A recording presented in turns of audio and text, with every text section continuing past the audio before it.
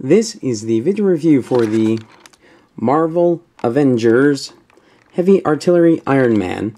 The G in Avengers on this packaging. From a distance, it looks like a D, so when I first saw these on the shelves, I thought it was like, ooh, Marvel Avengers! I wonder what these are. Anyway, this is Iron Man. Let's get them out of the packaging.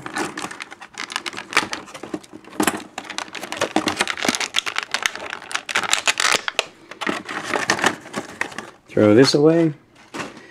And here we have Iron Man. He is, well, he's a kind of small figure with a really big gun. I'm not too impressed by this figure. The joints are really rubbery. This outward joint is limited. It almost feels like some of the real steel figures that I gave a bad review to last year, except with a slightly better quality control. I mean, that's what the joints feel like. They're not very pleasing for me to mess with.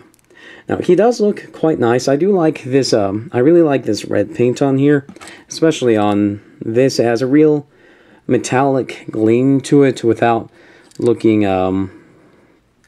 chromey. I really like how it works. It's an interesting color. I wouldn't mind seeing, well, does Hasbro make these? Yeah, Hasbro makes these. I wouldn't mind seeing Hasbro use this paint color on a Transformer sometime, but who knows. So, Iron Man looks pretty good. The joints are okay. The posability is okay. The shoulder here is bad, although it can go 360. He does have a bicep swivel and an elbow bend, although it's very shallow. His head can turn and look a little bit up and down. His legs go this far forward, this far back. He has a thigh swivel up here. You can bend his knee this much, and get another thigh swivel down here because it has kind of a Revoltech style joint. Not quite, but almost. And you get nothing in the feet, which is a bit of a shame because this figure does not balance very well because, well, he doesn't have the same kind of big feet that Transformer would, and he doesn't have posable feet, so getting anything then a kind of standing up straight pose doesn't really work.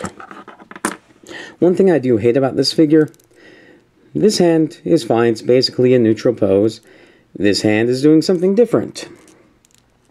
I prefer both to have neutral poses so one hand isn't stuck doing one thing. So if I want to pose him, say,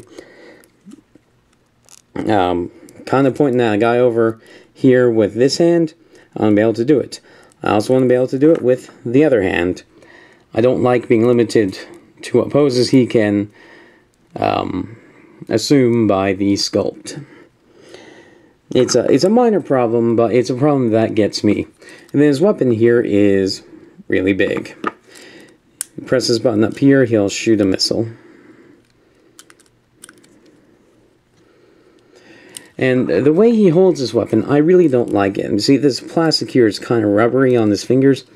What you have to do is you have to squeeze it in, and try not to break anything. And I really don't like the way this weapon works. There, he's holding it, but not very well. The only thing that I think kind of works about this weapon is it is somewhat balanced. It's not too front heavy, and it sits on his shoulder. So it doesn't weigh his arm down as bad as it could, but it does make him top heavy, so without proper feet articulation, this guy's bound to fall down. So, do I like this guy? He's okay. He looks nice. That's the big thing about him. He looks nice. He has a nice paint. He's a good-looking figure. But I don't buy figures just because they're good figures. I don't buy figures just because they look decent.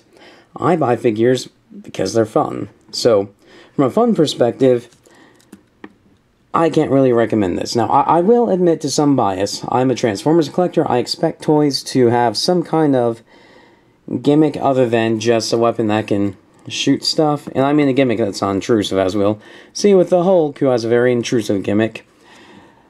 I just don't feel that this figure is worth the money because, I mean, this thing costs $8.99.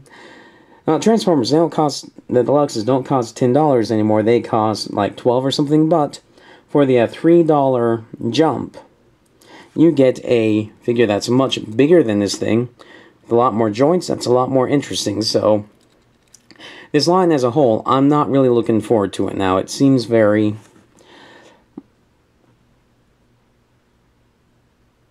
It seems very wasteful. I mean, it's great for Hasbro because not much plastic or design went into these by comparison, but it would be wasteful for me to buy these because they're not really my thing. I'm not really a Marvel collector, so whatever appeal this may have to a Marvel collector, I can't comment on that. But just as far as toys go, it would be wasteful for me to invest any more in these. So thank you for watching.